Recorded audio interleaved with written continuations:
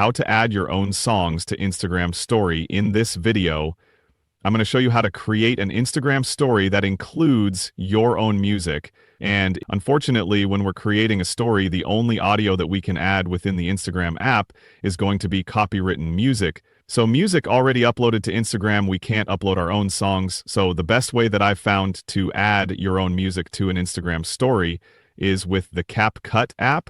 So this is basically a video editing app. So basically you create your own story in CapCut and add your music to it and then post it on Instagram. So to do that, open up the CapCut app.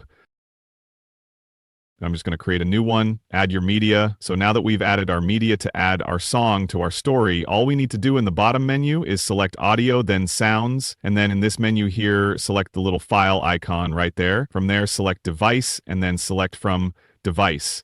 It'll then open up the File Explorer on your phone where you need to find your song, select it, and then select Open, and I'm just using a fair use song now. Once you've done that, scroll down, you'll see the song there. If you select it, you can listen to it, select the plus symbol to add it to your story. From there, it'll be at the bottom. We can now trim it to get whatever portion we want and long press it to drag it over to the beginning. So now when we play it, it'll play over our story.